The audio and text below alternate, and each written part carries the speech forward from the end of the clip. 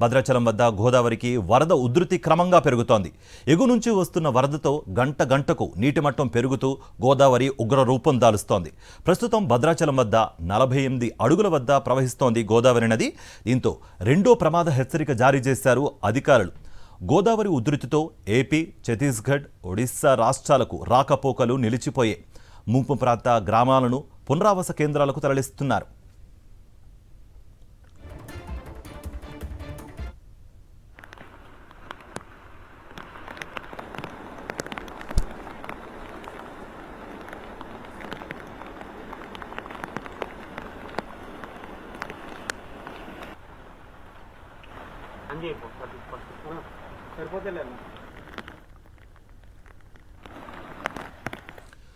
భద్రాచలం వద్ద గోదావరికి వరద ఉధృతి క్రమంగా పెరుగుతోంది. ఎగు నుంచి వస్తున్న వరదతో గంట గంటకు నీటి మట్టం పెరుగుతూ గోదావరి ఉగ్ర రూపం దాలుస్తోంది. ప్రస్తుతం భద్రాచలం వద్ద 48 అడుగుల వద్ద ప్రవహిస్తున్నట్టుగా తెలుస్తోంది. దీంతో రెండో ప్రమాద హెచ్చరిక జారీ చేశారు అధికారులు.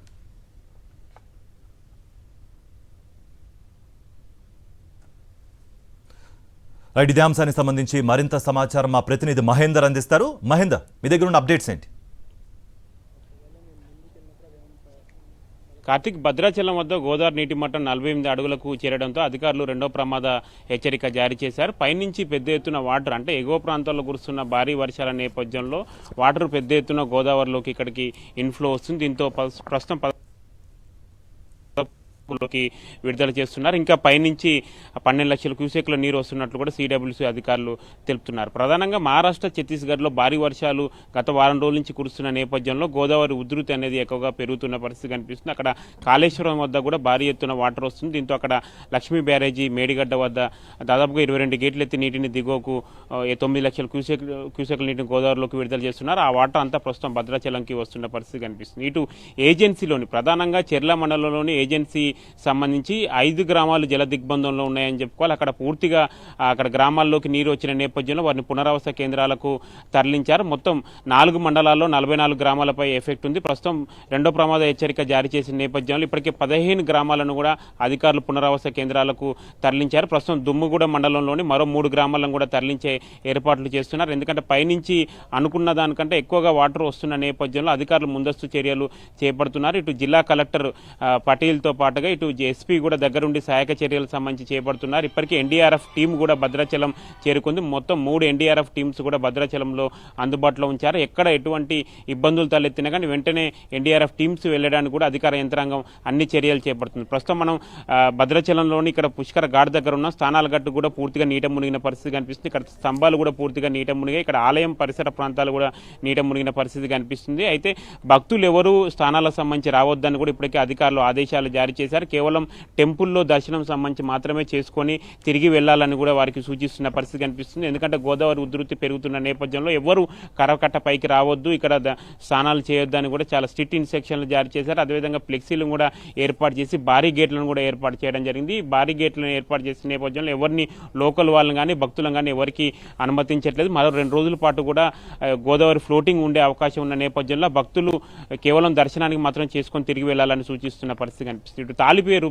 ఛత్తీస్గఢ్లో కూడా భారీ వర్షాలు ఇంకా తగ్గుముఖం పట్టలేదు. అక్కడ భారీ వర్షాలు కురుస్తున్న నేపథ్యంలో ఛత్తీస్గఢ్ కూడా అంతకంతకు ఇన్ఫ్లో భారీగా పెరుగుతుంది. ప్రస్తుతం అక్కడ 55,000 క్యూసెక్ల నీటిని దిగువకు గోదావరిలోకి విడుదల చేస్తున్నారు. ఇటు కిన్నెరసాని ప్రాజెక్టు కూడా భారీగా వరద నీరు వచ్చి చేరుతుంది. ప్రస్తుతం అక్కడి నుంచి 12,000 క్యూసెక్ల నీటిని గోదావరిలోకి విడుదల చేస్తున్నారు. మొత్తం గోదావరి పరివాహక ప్రాంతం అంతా ఇప్పుడు నిండు కుండను తలపిస్తున్న పరిస్థితి కనిపిస్తుంది. అక్కడ వాగులు మొత్తం పారుతుండగా ఇటు చెరువులు కూడా పూర్తిగా అలుగులను పారుతున్న పరిస్థితి కనిపిస్తుంది. ఇక్కడ మొత్తం కందకుర్తి నుంచి మొదలు పెడితే ఇక్కడ భద్రాచలం వరకు గోదావరి పరివాహక ప్రాంతం అంతా గోదావరి ఉధృతి అనేది గోదారమ్మ పర్వాలు ప్రస్తుతం కొనసాగుతున్న పరిస్థితి కనిపిస్తుంది. మరో 2 రోజుల పాటు కూడా ఇది గోదావరి ఫ్లోటింగ్ ఉంటుందని కూడా సిడబ్ల్యూసీ అధికారులు అంచనా వేస్తున్నారు. ఇప్పటికే సిడబ్ల్యూసీ అధికారులు భద్రాచలంలో ఉండి పూర్తిగా మానిటరింగ్ చేస్తున్నారు. ఎక్కడ మేడిగడ్డ నుంచి ఎంతవరకు వస్తుంది, ఇంకెన్ని రోజుల పాటు కూడా ఈ వాటర్ అనేది ఇన్ఫ్లో కిందికి వస్తుంది అన్నది కూడా వాళ్ళు కూడా ఎప్పటికప్పుడు సమీకరణాలకు సంబంధించి బేస్ చేసుకొని కూడా ఉన్నతాధికారులకు సమాచారం అందిస్తున్న పరిస్థితి కనిపిస్తుంది. ప్రస్తుతం ప్రస్తుతం మాత్రం ఇక్కడ ఫ్లోటింగ్ ఎంత వచ్చినా కానీ దిగువకు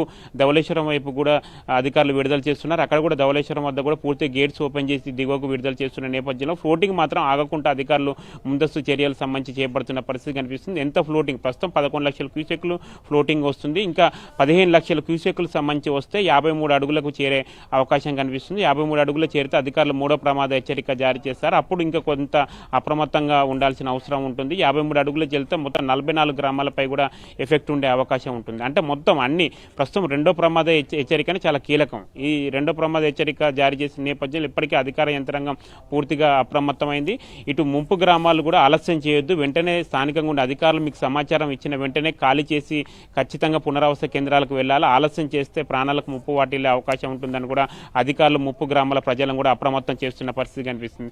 దానిలో భాగంగానే వాళ్ళు కూడా పునరావాస కేంద్రాలకు సంబంధించి ఏర్పాటు చేశారు. పునరావాస కేంద్రాల్లో భోజన సౌకర్యం కానీ అన్ని కల్పించి ఎవరికి ఇబ్బందులు రాకుండా కూడా చూసే ప్రయత్నం చేస్తున్నారు. ప్రస్తుతం నెల్లిపాక అశ్వాపురం మండలం నెల్లిపాక సంబంధించి కూడా గ్రామాన్ని కూడా పూర్తిగా గోదావరి చుట్టుముట్టిన పరిస్థితి కనిపిస్తుంది. అది గోదావరికి కేవలం 200 మీటర్ల దూరంలోనే ఉంటుంది నెల్లిపాక గ్రామం. ఈ గ్రామంపై కూడా ఎఫెక్ట్ సంబంధించి ఎక్కువగా ఉన్న పరిస్థితి కనిపిస్తుంది. ఆ గ్రామాన్ని కూడా పునరావాస కేంద్రాలకు కూడా తరలించే ఏర్పాట్లు చేస్తున్నారు. మొత్తం అధికార యంత్రాంగం పూర్తిగా భద్రాచలంలోనే మకాం వేసింది. మొత్తం అధికార యంత్రాంగం ఎప్పటికప్పుడు లోకల్గా ఉండే పరిస్థితులను బట్టి చేసుకుని ఉన్నతాధికారులకు సమాచారం ఇస్తుంటే గతంలో జరిగిన పరిస్థితుల్లో గతంలో జరిగిన అనుభవాలను దృష్టిలో పెట్టుకొని ఈసారి మాత్రం మొత్తం అప్రమత్తంగా ఉంది. ఎక్కడ ఎటువంటి ప్రాణ నష్టం కానీ ఆస్తి నష్టం కానీ జరగకుండా అన్ని చర్యలు సంబంధించి చేపడుతున్న పరిస్థితి కనిపిస్తుంది. ఫ్లోటింగ్ అంటే ఇంకా 2 రోజుల పాటు కూడా ఈ భారీ వర్షాలు సంబంధించి ఉండే అవకాశాలు కనిపిస్తున్నాయి. ప్రధానంగా భద్రాచలంకి ఫ్లోటింగ్కు ఇంకో ప్రధాన కారణం శబరి నది కూడా అక్కడ ఫ్లోటింగ్ అనుకున్నంత స్థాయి కానీ ఇంకెక్కువగా ఫ్లోటింగ్ సంబంధించి వస్తున్న పరిస్థితి.